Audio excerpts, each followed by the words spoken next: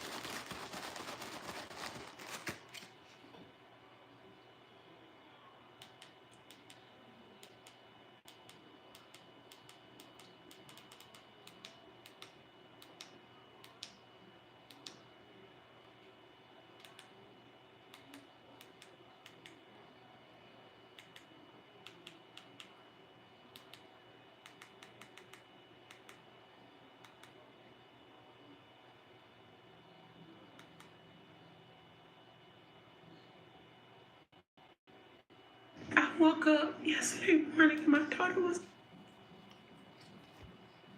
Get a whiff of scented angel soft chews. The freshness is just...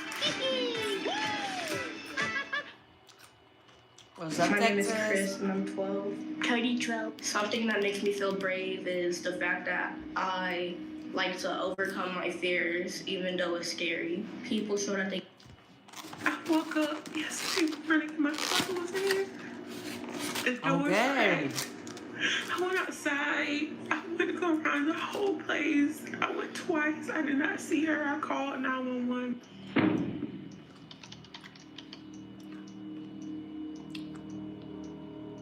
Nicole Amari Hall, who preferred to go by her middle name, Amari, was born sometime in 2013 to her mother, Brittany Hall.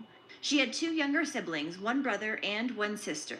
Amari lived in Gwinnett County, Georgia, with her mother, siblings, and her mother's partner, who was named Celeste Owens. Amari was said to be very smart, observant, and she loved animals.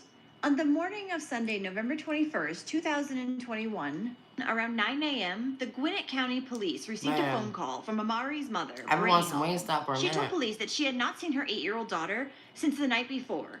Brittany said that she was extremely concerned for her daughter's safety, especially since Amari had autism, and they were new to the area as well.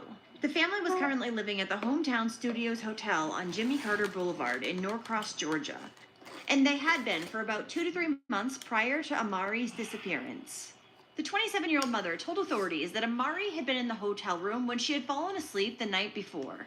She told them that she had fallen asleep sometime between midnight and 1 o'clock in the morning. But when she had woken up, Amari was nowhere to be seen, and the hotel room door was open a crack. During the 911 call, Brittany also spoke about how Amari had autism and how she had been very difficult lately. Amari had last been seen wearing a Tweety Bird jacket paired with a white and blue pajama set. She was also said to possibly be wearing her glasses as well as light-up rainbow shoes. Once police arrived at the Hometown Studios Hotel where the family was staying, they first checked went to my son's their basketball hotel room game. to see if there was any clues as to where Amari had gone. Tomorrow, the son to the From DMV. there, police would search the rest of the hotel, even doing door-to-door checks looking for Amari. In addition, they also searched a 3-mile radius around the hotel. I woke up yesterday morning and my daughter was here. The door's cracked. I went outside. I went to go around the whole place. I went twice. I did not see her. I called 911. They was out here for about 4 to 5 hours. I was looking around, but they said they only went in a 3-mile radius. It's not nothing. This is not a good area.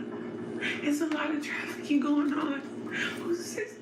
I don't even want to say it, but who's to say that happened? She's very, very smart. Even though she's autistic, she's very aware of things. She's very observant. Do you not see it? A missing person notice for Amari was sent to all media outlets asking the public for their assistance in helping to locate her as they feared she was in danger. At this point, police had also brought in helicopters and K-9 to help search for Amari. In addition, the Department of Child and Family Services, who had prior involvement with the family, was working closely with police to try to find Amari. Police searched all that day, but she would not be found, and they grew even more concerned because it was supposed to be very cold overnight, and they were afraid the little girl would freeze to death. It's right there. The following day, the search resumed for Amari. It wasn't until nearly 48 hours after Amari had originally been reported as missing when on November 23rd at 10:45 in the morning, Amari was found, but not in the way that everyone had hoped. Her body was found in a wooded area of DeKalb County, near Stone Mill Trace. Amari's little body was found battered and bruised and wrapped up in a trash bag. A trash bag that looked like it had just been carelessly dumped in the wooded area, which was about 15 minutes from the hotel where Amari and her mother and siblings lived. At the time, investigators had no idea how long Amari's body had been in the woods or how long she had been dead for. After the discovery of Amari's body, police held a press conference to let the public know that they had found her. Authorities also proclaimed that they did not know yet how Amari had died. However, they believed that she had never been missing to begin with.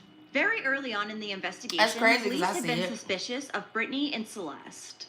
When we arrived, we met with Brittany Hall, who reported Love you, that her child, Amari Hall, had been missing since approximately midnight the previous night.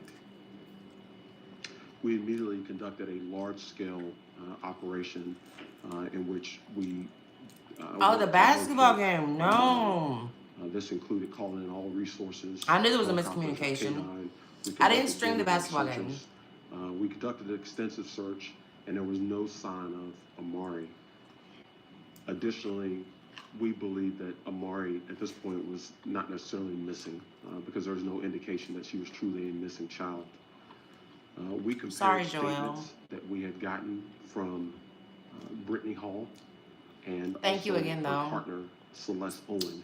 We compared those statements with evidence that we gathered and recognized that those statements were indeed false. At that point, our investigation transitioned from a missing person case to indeed a homicide case. I'm deeply sad to report to you that at 10:45 this morning, the body of Amari Hall was discovered in the area of Stone Mill Trace in DeKalb County near the Stone Mountain Freeway. Within the next several hours, we will charge Celeste Owen with felony murder in connection with the death of Amari Hall. Additionally, Brittany Hall will be charged with concealing the death of another. We will continue to also investigate her role in this murder. My heart goes out to the extended family of Amari Hall. We worked diligently on this case. The investigators from our uniformed patrol officers who went out and searched the area, we worked extremely hard, and unfortunately these were not the results that we had hoped for. But that being said, we are happy to bring these individuals to justice. And I'd like to, once again, to thank the officers here. I'd also like to thank the residents at the Hometown Studios who were very helpful in our investigation as we searched door to door for Amari. On top of that, investigators had obtained the video surveillance footage from the hotel where the family was staying. They were also able to obtain some security footage from some businesses surrounding the hotel. And upon watching this footage, police realized that Amari had not been seen even once anywhere on those videos the night that she supposedly had disappeared. So now that this was a murder investigation instead of just a missing persons case, police called in their special victims unit to help assist in the investigation. Brittany was arrested soon after her daughter was reported as missing. She was charged with filing a false police report, concealing a death, and multiple counts of child cruelty. The latter charge was related to the abuse of not only Amari, but also her two younger siblings. Brittany was also later charged with murder. Celeste Owens was arrested a few days after Brittany was, and she was taken in on the charges of providing false statements and cruelty to children. These charges would later be upgraded to include the charges of concealing a death and felony murder. So while police believed that Brittany Hall knew exactly what had happened to Amari, they did not believe that she had actually gone along with Celeste to dump off her body in the woods. though Brittany had been the one to help point police in the direction of where Amari's body had been found. When Amari's autopsy was performed, the coroner concluded that her cause of death was battered child syndrome, and both her mother and mother's girlfriend were accused of beating her over a prolonged period, which eventually had led to her death. During the pair's arraignment and bond hearing, Brittany actually had the nerve to ask the judge if she was going to be getting a bond amount that day. The judge told her, however, she would not be getting bond, and she and Celeste would be there for a while. Part of the reason for this was because they were a risk to intimidate witnesses, which were the two surviving children, who were also in fear for their own safety. Investigators said that the cruelty displayed towards Amari and her siblings had primarily taken place over the last 2 to 3 months while they had been living in Norcross, Georgia. So while they had been searching for Amari, investigators had also come across some video footage from a Nest camera found on Celeste's phone. This depicted both women kicking and hitting all 3 children. Authorities had also found information for a U-Haul reservation that the women had made. And this, they said, helped lead them to where Amari's body was found. So I'm guessing they rented the U-Haul, kind of like Adam Montgomery did, and used that to dispose of Amari's body. There was also recent searches done on Celeste's cell phone for nearby lakes. In some video footage from the Nest camera that was taken on July 20th, Celeste was shown blindfolding Amari's brother while he laid on the hardwood floor. It then showed her slapping him in the face and kicking him. Celeste had also hurt Amari that same day in July, when she had slapped her in the face with an open hand, causing the little girl to whip back quickly. In at least 2 other videos, Celeste was also seen stomping on Amari's brothers and sisters' backs. And then in one video that was taken in August, Celeste could be seen stomping on Amari's sister's back, then dragging her across the floor. And this is one of the sick posts that I found while I was looking at Celeste's Facebook. Now, I'm sure this is exactly what she did to her poor children. Brittany, of course, was not innocent in all of this. She had participated in the abuse of her children as well. She had been seen in the Nest camera footage punching and kicking her children. She had also stood over the children with a cord and a belt and would whip their legs. In one clip, Brittany was also seen walking over to Amari and yelling at her, "You're stupid as fuck," and then slapping her in the back 11 times. Then in surveillance footage that was taken inside the hotel in the weeks leading up to Amari's death, it showed Celeste and Brittany beating their 3 children. Yes, Christopher. Now, officers would speak to Amari's siblings, trying to figure out if they knew anything as to what had happened to their sister.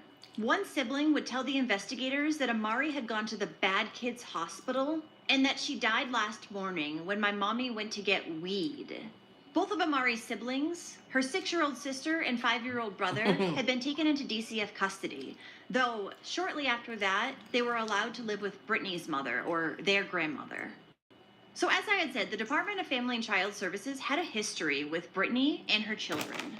Georgia DCF had received complaints that led to investigations in 2015 and 2017.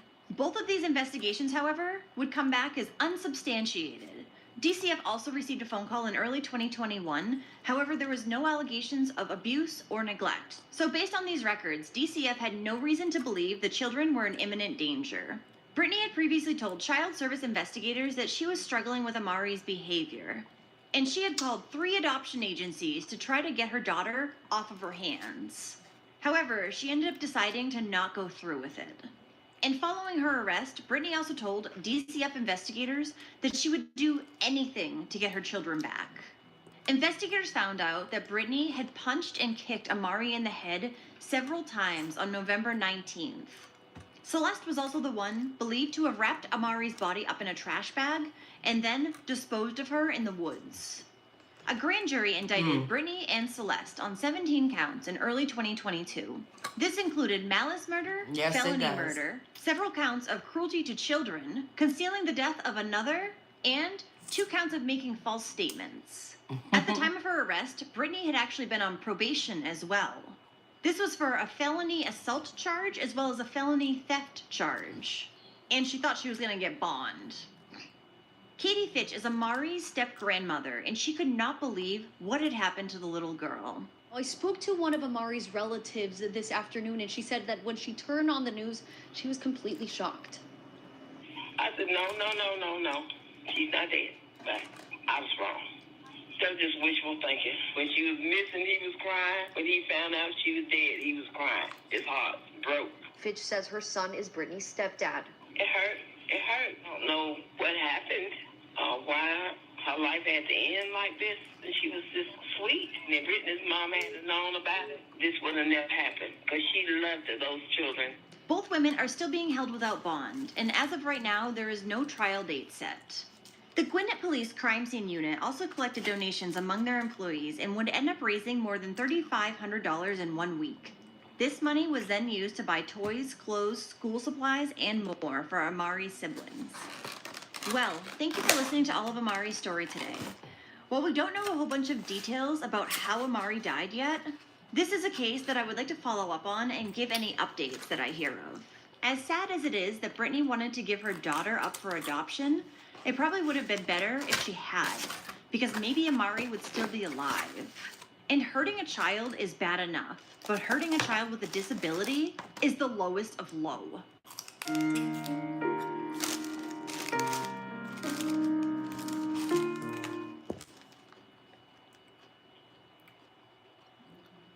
It's incredible that someone so unforgettable thinks that I am unforgettable too. Every family has a story to tell. Let's help you find your place in it. Join the millions of people on Been Verified. I need to get an attorney because I don't even know what's going on. But I don't know what's going on either. I don't either. That's up to you. I was wanting to talk to Kim. I was wanting to talk to you because you're the one who said you wanted to talk to me. And I do because And I don't know what went on out there. But I do have to advise you what your rights are. So if you want to talk to me and we can try to figure this out, I'll need your signature. But you don't have to answer questions. Okay? It's up to you. You want to talk to me? I want to talk to you because I think that you'll help me.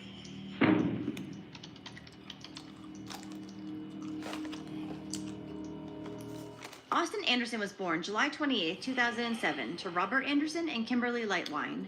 Austin was autistic as well as blind in both of his eyes. He also suffered from a lack of muscle growth in one of his knees, which caused it to pop out of place if it bent the wrong way. This limited how much he could walk.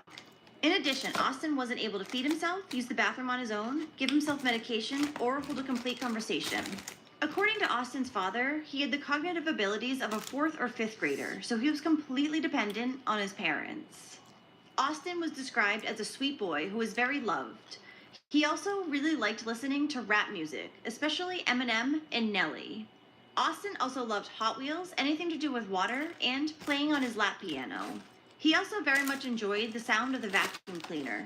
So much, in fact, that he would get upset when his mom was done cleaning the house and had to turn it off. Now, Austin's parents would divorce when he was only a baby, and he would live primarily with his mother, Kimberly. However, he would still see his father every couple of weeks. At some point, Kimberly had also developed a dangerous methamphetamine addiction, which she would struggle with on and off for most of her life. August 29, 2016, in Polk County, Missouri, was a very hot summer day with temperatures reaching 91 degrees Fahrenheit. That afternoon, Polk County Sheriff's officers would find both Kimberly and Austin laying face down in a field, about 20 feet apart from one another. Austin was only wearing a diaper, and Kimberly only underwear. Not far from them was Kimberly's Ford Expedition. As police approached the two, they realized that Kimberly was still breathing. Austin, however, was not. Kimberly, who was feeling very dehydrated at that point, asked the police officer for some water. As the officer went to grab her some water, Kimberly began yelling things about how she and God had brought her baby into this world, and she now needed God's help to take him out of this world. After Kimberly had taken a sip of water, she was finally able to calm down a little bit, and she spoke to the officer named Billy Simpson. She said, "Billy, I killed my son. I killed my son." So Kimberly was brought down to the police station and interviewed. At that point, she told officers that she had smoked some methamphetamine, then gotten into her car with her son and driven to the middle of the field. Kimberly said that she did not know why she had brought her son to that field. and she didn't know how long they had even been there for, though she does remember that they arrived sometime when it was daylight. Kimberly also, multiple times, insisted to officers that it was just her and Austin in that field, nobody else. When an officer first asked Kimberly what had happened in the field, she replied, "I'm a terrible mother. I got high, I got depressed, and I think I'm going to throw up." Also, multiple times during this interview, she would repeat, "I killed my kid, I killed my kid, I killed my kid." Kimberly also recalled telling Austin to get out of the car and go reach for help. She told him to put his arms in front of him, and God was going to take care of him.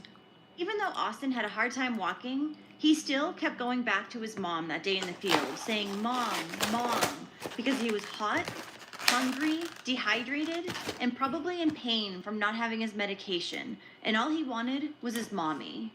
But Kimberly would push him away and tell him, "No, you don't want to love me. Please, just let God take you." The officer who was interviewing Kimberly asked if she wanted to get rid of Austin so that she could take away his pain. She stated that she actually wanted to get rid of her son because she knew she was a bad and destructive mother. She said she hadn't wanted Austin to die, but she wanted somebody to reach out for him and take him. Okay. At one point, Kimberly even told the officers that she had clambered on top of her Ford Expedition and began yelling, "You motherfuckers, I'm sick of your shit, I'm sick of your shit, and bring it on." She said she was mad as hell, but could not remember why. Kimberly then said she kept thinking that these bad people were coming, and at one point, she had to shove Austin through barbed wire in order to get him away from them. She said he was cut up pretty badly. However, there were no injuries on Austin's body to support this claim. Even though Kimberly had no idea how long the entire ordeal had lasted, she told police that she knew that the entire time they had no food, no water, and Austin hadn't taken his medication.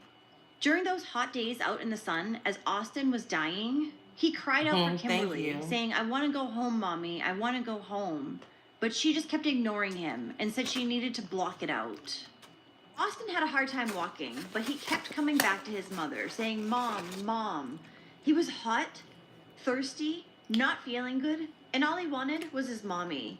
But Kimberly kept pushing him away. She would tell him, "No, you don't want to love me. Please, let God take you."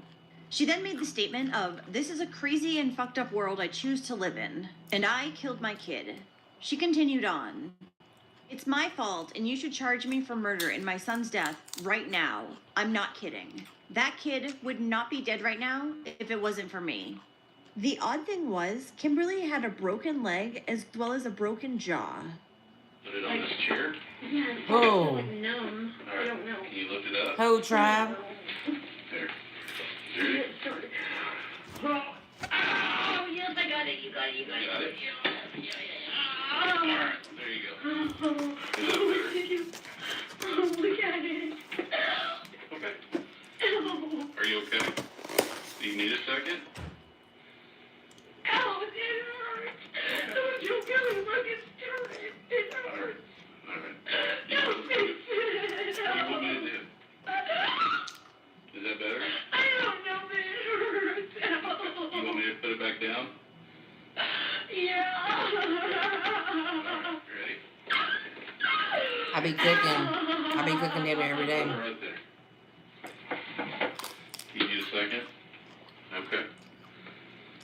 And Wingstop has 70-cent wings It tonight. hurts so bad. Okay. Did you tell the people in the ambulance that your leg hurt? Well, I didn't do it. It hurt like that Okay. then. All right, then take a second. We can get it looked at if you want to No, go it's with it. okay. Okay. It's okay. I think kids are moving a certain Okay. way. I don't know. Well, if that's the case, let's try to talk fast so that we can get you as comfortable as you can. Okay, is that all right? All right. You said you understood what I read to you? Yes. Okay. That is in the hole. It was cold. It wasn't a skull. I'll make sure it's cold. Hey, they need you to sign here that they checked on you, okay? And then you and me can talk. They just need you to sign something. Signature is just stating that you didn't have any medical complaints for us, that your vital signs were good, and that you didn't want to go to the hospital. Just sign with your finger in the screen box. Where? In the screen box. Okay. Just sign my name? Yes. I don't even. It's all right. Okay, that's okay. Perfect. Okay, thank you. All right, thanks, Kim. I will get you some more water, okay? Hey, I'll make sure it's cold. Okay, thank you.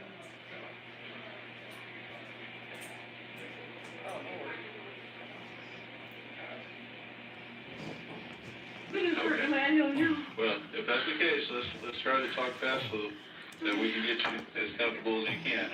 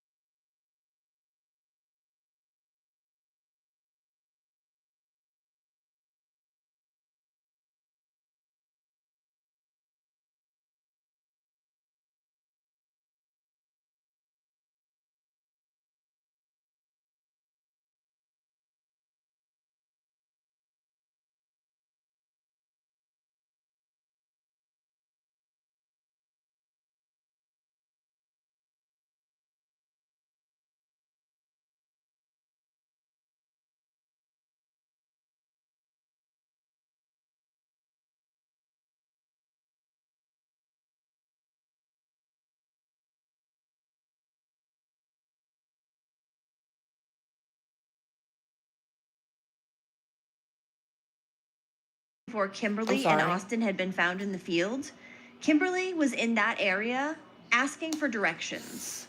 And it was just her and Austin, no kidnappers.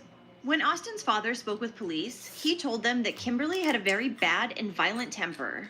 He recalled an incident in which Austin had accidentally kicked his mother in the head when she was trying to put him into bed, as he couldn't do so himself. When he did this, she allegedly grabbed his arm, pulling him towards her, and screamed in his face. So even though Kimberly had confessed multiple times over multiple hours, her sister, Stephanie, spoke with her and said that she had gotten her side of the story, and things were not as they seemed. Stephanie did not think that police were properly investigating what had happened to Austin. Stephanie believes that Kimberly was actually lured out of her apartment along with Austin. When she got out to the parking lot, 3 people abducted the 2 of them, then drugged up Kimberly, drove them out to the field, where they beat Kimberly and left the 2 for dead. Stephanie also insisted that when Kimberly made the comment to police that she had killed her son, she only meant that she was unable to get up off the ground to care for his needs.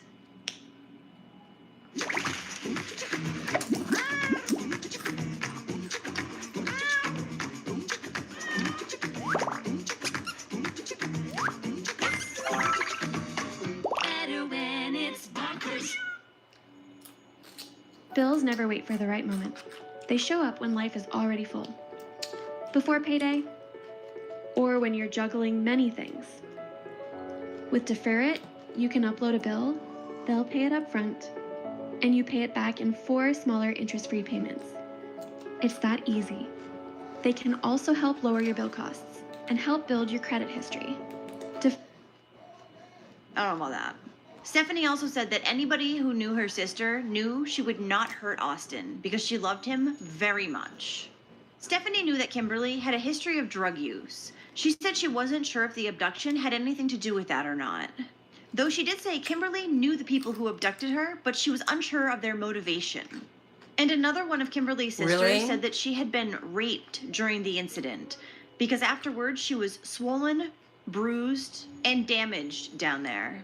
In addition, she was upset that her sister had been questioned before she had even been brought to the hospital because she was still very much drugged up.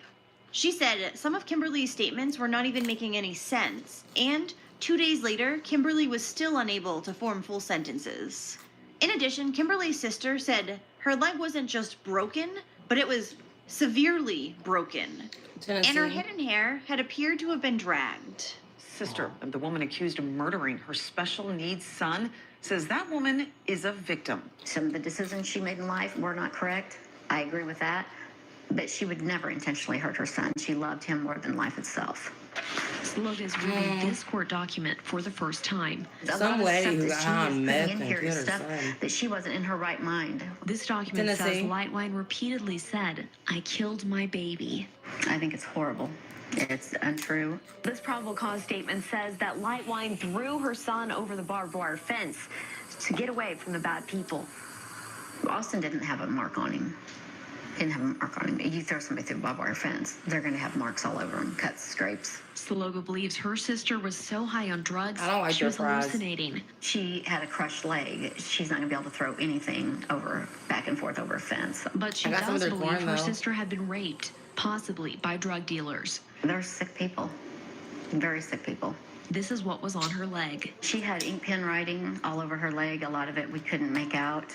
I did make out the word liar, and there was a penis drawn on her leg. And she is tearfully asking for Polk County deputies to investigate what she believed happened. It's a struggle. Kimberly's family was also saying that Austin was found inside the car. He was never found laying in the field like Kimberly had, which was a contradiction to what the police report read. Austin's dad's family didn't think the police were telling them everything either, and they didn't think that it had been properly investigated, believing that Kimberly loved her son way too much to ever hurt him. One of these relatives insisted that Kimberly was just asking Austin to get them help that day in the field. But she didn't think they would have been abducted, as she believed, had Kimberly not chosen the lifestyle she had. Many people wanted the search for Austin's killer to resume. They did not believe that it was Kimberly, and many to this day still do not believe that it was her. Kimberly posted bond in October of 2016, and then she would take a plea deal in May of 2018, and pled guilty to first-degree involuntary manslaughter, as well as second-degree elder abuse. Kimberly's attorney also believed that she and Austin had been kidnapped by 3 people and then left in the field to die. He also believed that she had been sexually assaulted. However, a rape kit was never performed. Despite there being some issues with the state's evidence, Kimberly's attorney had advised her to take the plea deal. This was because he was worried about going to trial, since Kimberly did not have a clear memory of what had happened. And if her case was taken to trial, she was facing a potential life sentence. Kimberly also said that she felt like pleading guilty was her way of accepting responsibility for her involvement in the drug world, which ultimately contributed to her son's death. Hey, Crystal. Then at one point during this hearing, Kimberly would ask her lawyer to step out of the courtroom. She then told the judge that she believed her legal representation had been inadequate for the last few months. She claimed that depositions, including those with first responders, and the people that she accused of attacking her and her son, were not carried out. Kimberly also said her lawyer did not answer many of the questions that she had. Kimberly Lightwine has admitted to using illegal drugs before her son's death from dehydration and not receiving his medication. But today in court, she wore a t-shirt that read, "Kimberly is innocent." Her case has drawn many supporters. I started seeing things, reported that didn't make sense to me. I don't know her personally. They're walking our streets, and they have gotten away with this. At one point, Lightwine broke down in uncontrollable crying, leading to a court recess. She told family members she's tired of being made out to be a murderer and wants the truth out. She told the judge her car from the crime scene was sold with crucial evidence inside, but the Polk County Sheriff's Office says it did process the car for evidence. There's a lot of questions unanswered. I don't think it's right. I don't think she did this, but that's my opinion. The facts suggest there's more to the story, and it's just been buried. Ultimately, she was ordered to complete a 120-day substance abuse treatment program. And if she did complete this, she would be released immediately and put on probation for 5 years. If she did not complete it, she would spend up to 7 years in prison. So being her best option, Kimberly completed the drug treatment program. And in February of 2019, she was again a free woman. She acknowledged that she had made some bad decisions to put her and her son in danger. But she still insists that she is a victim of an abduction as well as an unfair legal system. To this day, Kimberly says that she does not remember the interrogation that she initially had with police. She was coming down from being drugged, she was dehydrated, she had a broken jaw, and a broken leg. She should have been taken to the hospital before she was interrogated. Now, Kimberly claimed that while she had been using methamphetamine regularly, she had actually quit about a month before her and Austin had been abducted. She, however, believed that some of her associates thought that she would tell police about their criminal activities. So, they abducted her, drugged her, raped her, beat her, and then left her and her son in the middle of the field. But if that's the case, how did her car get there unless they drove her car and another car, because there was 3 of them, and then they just left her car there with her so she could get away? Why would they leave her car there if the intent was to kill her? She also said that when she had told detectives that she had killed her son, she was simply expressing guilt as a mother for not being able to save him. And even though she doesn't remember what happened in the field, as it's all still a blur, she's certain it was an abduction because that's all that makes sense. Had I never chosen to use that drug or been around those type of people, we would not have ended up. No, it's not AI. She's a podcaster. So when I took the plea, she does podcasts on true crime stuff. I felt like that was me accepting responsibility for. Yeah, we just chilling, y'all. The choices that I made. Do I remember exact events of exactly what they done? No, I don't. I was drugged, I was beaten, and I was raped. Blue cheese. I remember looking up and seeing the cops, and I remember thinking that they were going to help me. And I just remember going in and out of consciousness. And then I remember being in interrogation, and I couldn't hold my head up. And I remember thinking that this detective was protecting me, and I remember telling him, please don't leave me alone, that I thought they were going to come back and finish me off. And I remember feeling like he was helping me. And when I look back at this, I have no words.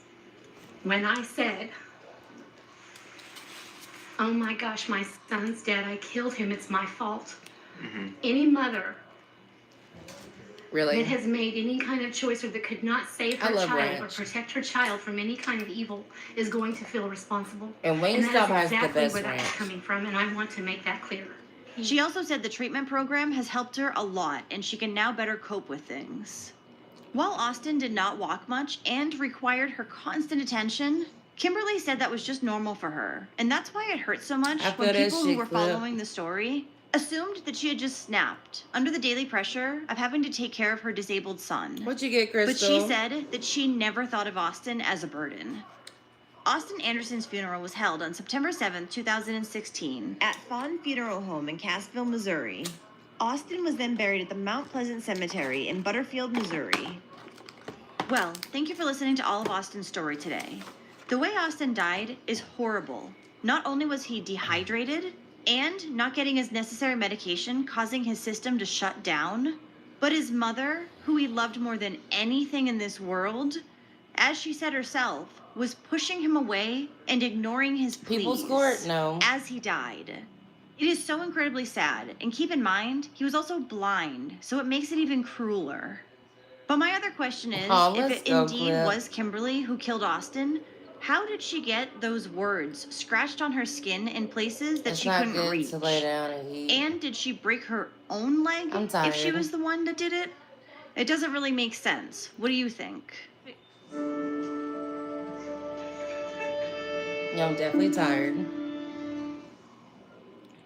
the above caption, on the charge of murder of Christina and Amari, find the defendant guilty. Oh my God!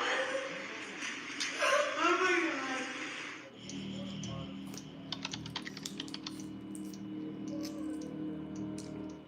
Christina Ann Pangalangan was born in South Carolina on March 28, 2006, to her mother, Rita Frazier, and her father, Walter Pangalangan. Rita and Walter had two older daughters together, Ashley, who was born in 1989, and Elizabeth, who was born in 1992. So the couple had waited quite some time before they had their third child, Christina. When the little girl was born, she had some disabilities, including cerebral palsy, spastic quadriplegia, developmental delays, and a seizure disorder. I'm about to go to bed. Spastic quadriplegia is a type of cerebral palsy which affects the person's ability to efficiently move and control all four limbs. Therefore, Christina required the assistance of a wheelchair. Due to her disability, she also had trouble swallowing, so she could only eat small amounts of solid food. Even though she was nonverbal, Christina was said to be a very happy and lovable little girl nonetheless. She loved snuggles, swimming, watching Dora the Explorer, SpongeBob SquarePants, eating chocolate donuts, and blowing bubbles. Now, Christina's mother, Rita, held a master's degree, and she worked as a teacher. She had also actually been awarded Teacher of the Year twice in the past. The girl's father made the majority of the household income, as he was a physical therapist. But not long after Christina was born, he started abusing substances. This caused Rita to decide to leave him. However, that also left her in a very difficult financial position because she was now caring for Christina all on her own. After their split, Walter took off to the Philippines and he soon stopped paying his child support. While Rita's older two daughters would often come by to help her out with Christina, she also heavily relied on babysitters as she had to take on a part-time job cleaning houses to help support her and Christina. Come 2014, Rita had met a man whom she quickly fell head over heels for. His name was Larry King Jr. Larry had been married before, and he also shared two sons with his ex-wife. Angel soft. Well, it's gotta be soft. It's gotta be strong. Angel Soft is both. He was also known to be a big partier. Not only did he like to drink in excess, but he also liked to use methamphetamine. However, in 2014, around the same time that he met Rita, he had gotten clean so that his sons could come live with him. Now, even though Larry and Rita dated for years, they would never move in together. At the same time, Larry was over Rita's house often, and he seemed to love Christina and would help care for her whenever he could. Once Larry's sons moved out of the house, sometime around 2018, he began drinking heavily again, and once again using meth. But since Rita hated drugs, especially given her ex-husband's substance abuse problems, this caused the couple to argue and break up multiple times, then get back together again. While Rita didn't approve of Larry's drug use, she didn't seem to mind his drinking, and soon she began going out to more and more bars along with him. But I'm gonna let out. The couple also liked to go away for long weekends on the back of Larry's motorcycle, which meant that Rita would need to secure care for Christina. Sometime in 2018, Rita left her job as a grade school teacher, and she began working as an early childhood education professor instead. She was now also renting out a few rooms in her home to make some extra income on the side. One of her roommates, named Brittany Honeycutt, had moved into Rita's home along with her two children in May of 2019 after the two had met at a bar. But it wasn't long after Brittany moved in that she began noticing the home was getting dirtier and dirtier. And she also started smelling the strong odor of urine coming from Christina's room. Then there were times that she was living there when Rita would come and place Christina in the living room, and she would go back in her bedroom, talking on the phone, and close the door. So after a while, Christina would crawl to her mother's room and begin banging on the door. When Rita didn't answer, she would start crying and screaming for her mother. However, Rita would just ignore her daughter because she was on the phone. Okay, yeah, I'm going to bed. So Brittany would end up having to tend to her. It wasn't long until Rita began asking Brittany to babysit Christina while she went out on dates with Larry. But since Brittany had a full-time job of her own and also two children, she couldn't watch the little girl as much as Rita wanted her to. Brittany soon began to notice that Rita was getting more and more irritated that people would not help her out with Christina as much. The thing is, she often didn't want to pay anyone. One time, Rita begged Brittany to watch her daughter while she went away for the weekend. But Brittany told her that she'd be working the next morning, so while she could watch Christina through the night, she wouldn't be able to care for her the following day. Rita's response to this was, well, if you just take her to work with you, you can leave her in the car with the window down. I do it all the time. Brittany, who was rather shocked by this statement, told her no, she wasn't doing that. However, when she woke up the next morning, she discovered that Rita was gone and Christina had been left behind. On another occasion, Rita asked Brittany if she would quit her job, live in her house for free, and care for Christina. She again told her no. So likely because of all of this, Brittany ended up moving out of the home on August 1st, 2019. She had only lived there for about 3 months, and she would say that during this time, she had never seen Larry inside the home. Rita did, however, talk about him a lot and said that they had recently gotten back together because Larry just couldn't resist her. Brittany also said that while she was living with Rita, she and Christina's other babysitters had been told not to answer the door for anybody when Rita wasn't home. Come to find out, this was because the mother was aware that Child Protective Services were trying to check in on her daughter. The reason why CPS was worried about the little girl was because Christina's teachers had noticed multiple untreated injuries on her body.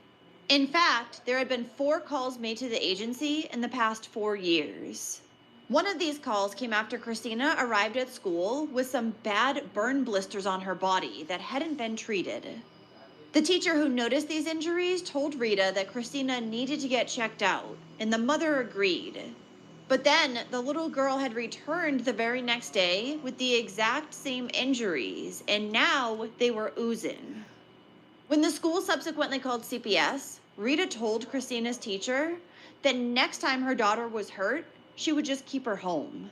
Now, the very day after Brittany had moved out, on August 2nd, Rita would bring back one of her early childhood education students named Lindsay to show her how to care for Christina. She had convinced the 18-year-old to help her care for her daughter by telling her that it would be a good learning experience. But that day, Lindsay was only supposed to be visiting the home so that Rita could teach her how to care for Christina in the future. That, however, didn't stop Rita from asking her to stay and watch Christina that very night so she could go out on a date with Larry. And even though it was rather sudden, Lindsay agreed. But when Rita was still not home by 9:30, she started to get worried. She then received a text from her saying that she wouldn't be back until the next morning, which was something that Lindsay had absolutely not agreed on. Then Rita didn't return home the next day either. She wouldn't come back until the evening of Sunday, August 4th, and when she did, she tried to excuse her behavior by saying that Larry had food poisoning and she needed to take care of him. Later that same night, Rita put Christina in her car and brought her over to Larry's home, and they spent the night. But the following afternoon, on August 5th, Larry and Rita were frantically calling 911. What's the address of your emergency? 911. Hello? Hello, 911. God. Hello? Oh. Hello, what's the address of your emergency? I got an emergency, man, like real quick. Okay, sir, what's going on? Where's it happening? Our daughter was locked in the car. We had the car over. Thank you. With AC. My girl locked the keys in the car. We had to run to her house. Bye, Crystal. Come back. Okay, sir, what is the address that you're at, sir? 11685 Lake. I think she's gone, man. Sir, can you hear me? What is your name? Please, 11685 Larry King. My name's Larry King. What's going on? Oh, my God. Please send somebody. I know that. Sir, what is going on there? I can't understand what you're saying. Well,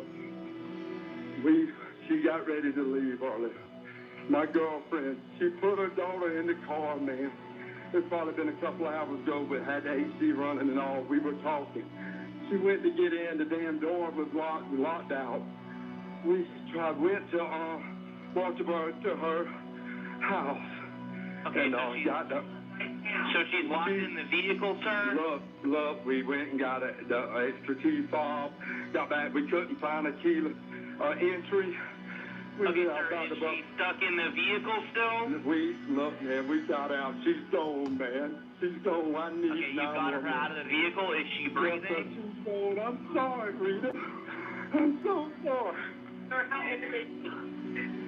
11685 Low Country Highway, man. Oh my God. Oh my God. Baby, oh my God, baby. Sir, how old is she? She's 12. She's 12? You think she passed away? I know she is, man. I got out the car. She's gone. Okay, how long was she in the vehicle, sir? Probably 2 hours, man. 2 hours? How long do you think she's been in the vehicle? An hour? I don't. I thought. I mean, but we had AC going, both. We had AC going. We talked for a little bit, didn't we? Okay, sir, and how long has it been since you got her out of the vehicle? Hello, sir? Yes, sir. How long has it been since you got her out of the vehicle? Probably 10 minutes. As soon as I got her out, man, I called you 10 minutes. I don't know, man. Since the time I got her, I called you immediately. This is crazy. Oh, my God. How badly is she burned? She's got her skin, man. I swear. Yeah, it's bad. I swear. I don't know if the guy. Oh my God. Oh, okay, Lord, do you know what burned her? I guess maybe, man. We got in the car. She was in the floorboard, man. And the car, it's got hot, bro. Because, you know.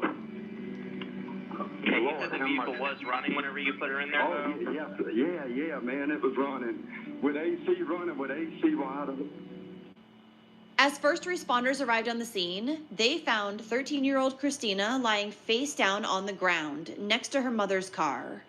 She had burns and blisters all over her body, and her temperature read 110 degrees, but that's only because that's as high as the thermometer would go. The little girl was clearly way beyond help.